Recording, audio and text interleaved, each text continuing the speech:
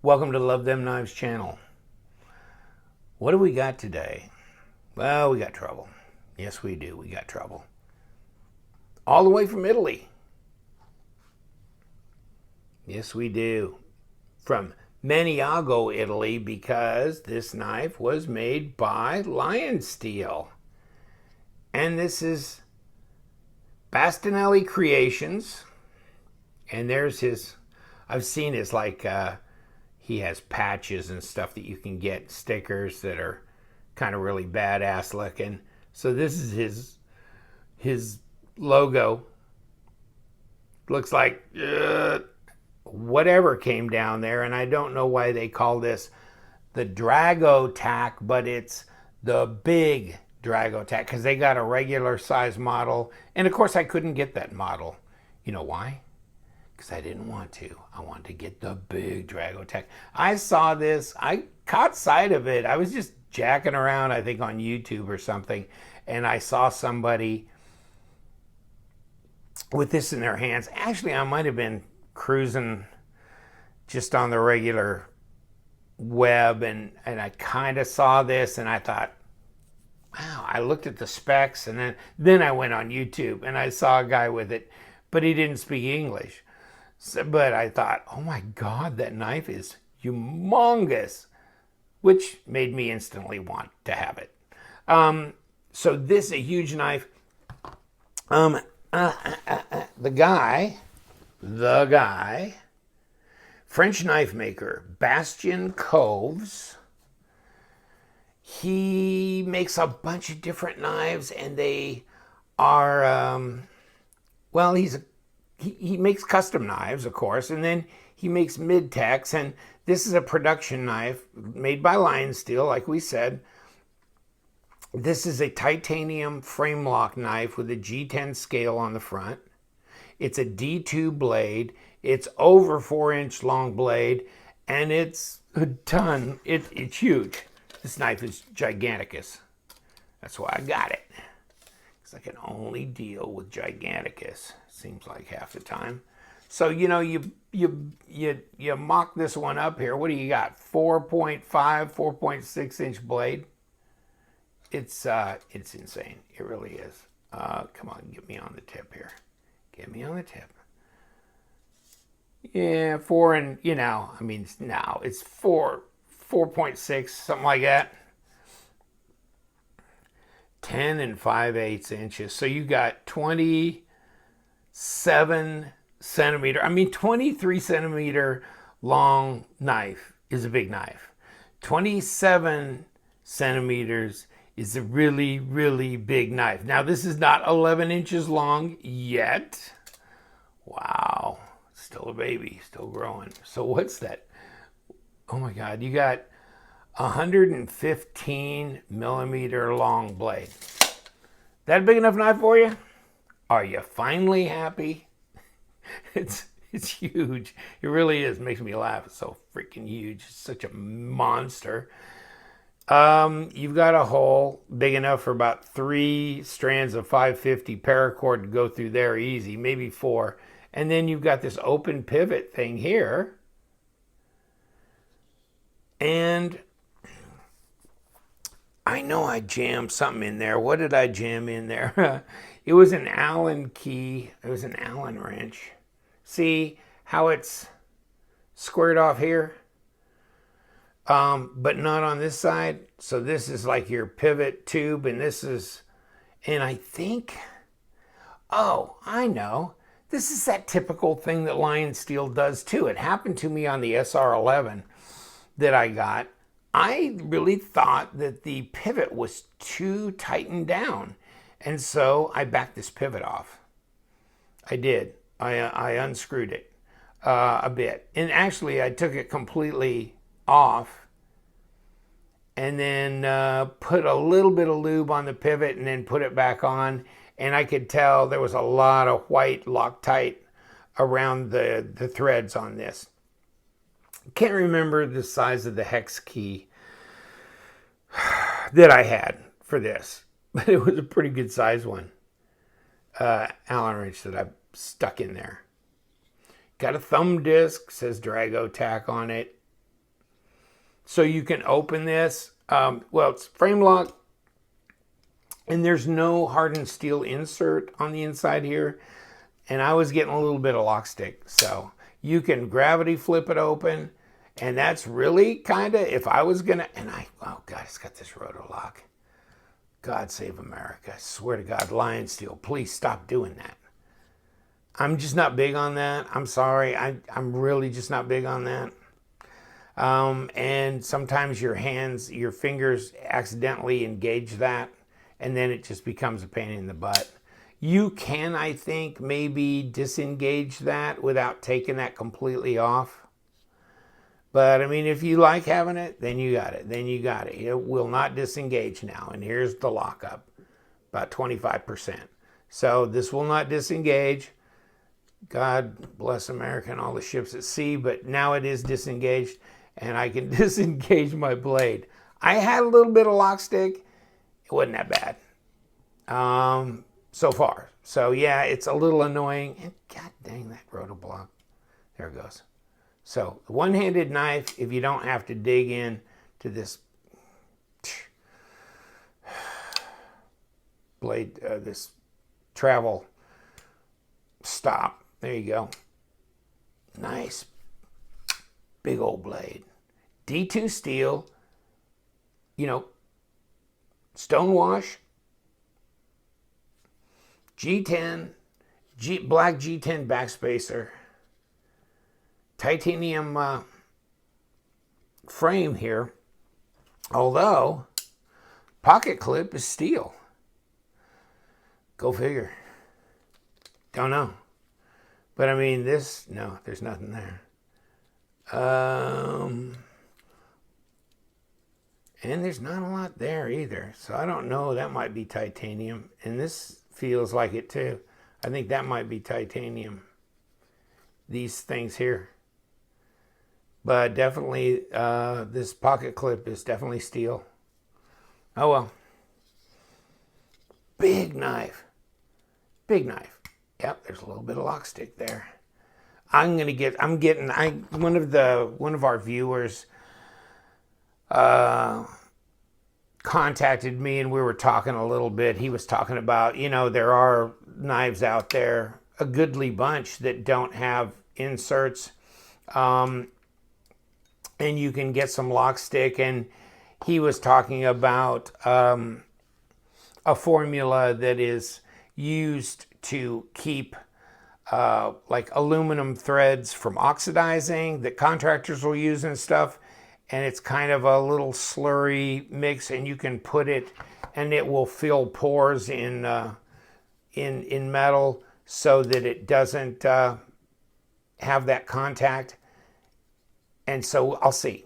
I've got a little tube of it on order, and I'll let you know in the future.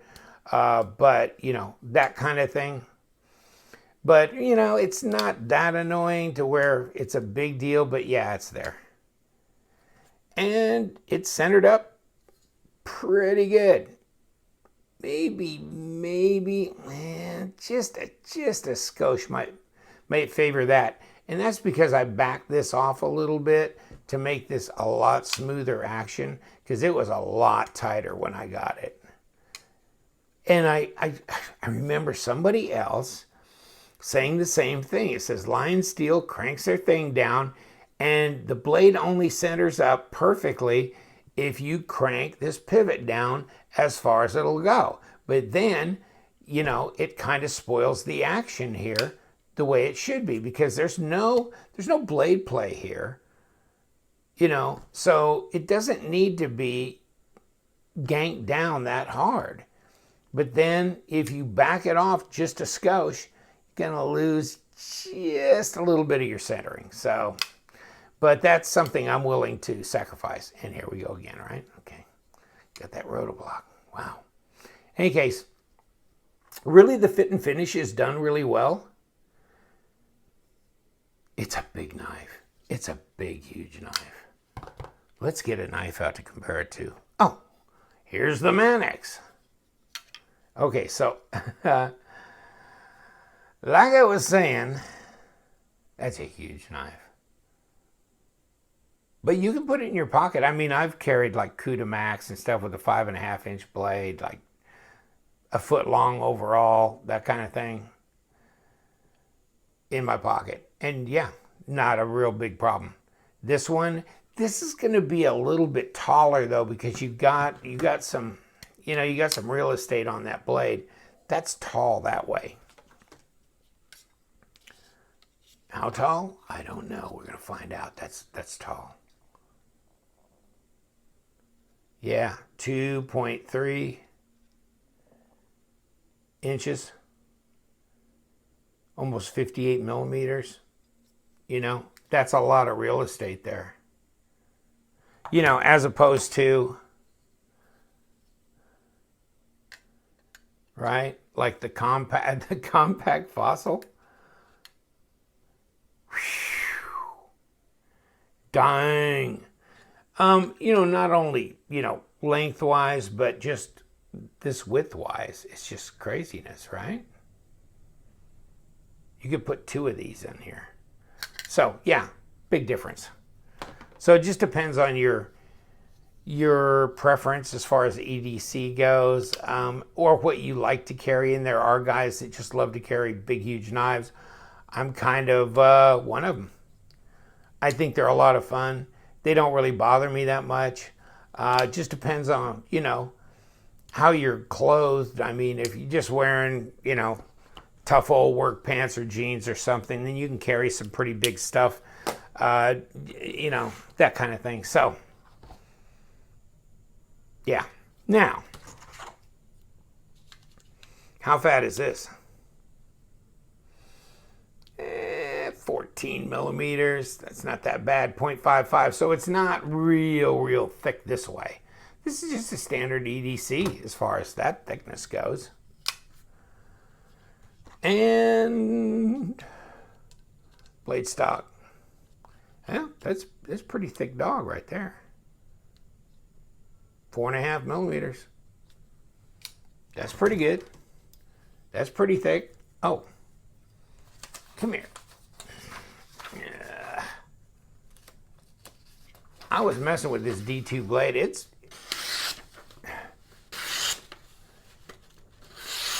You know what I mean? That comes sharp.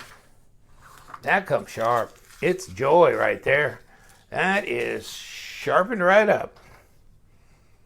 Nice. Now, how heavy is this? Oh, it's heavy. It's heavy.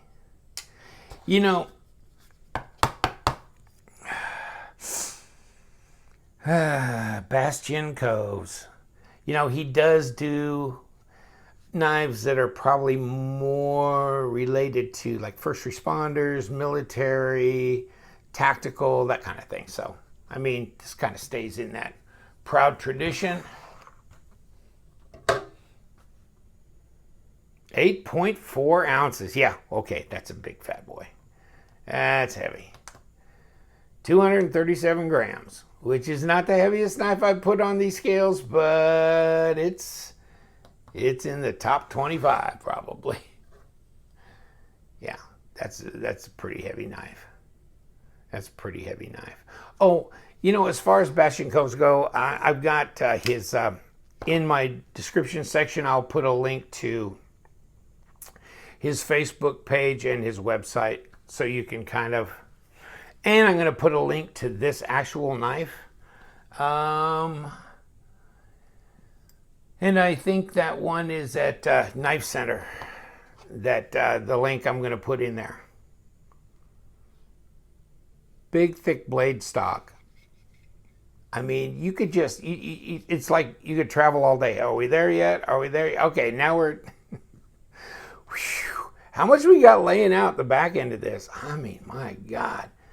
It's not like I got little, like, baby hands either.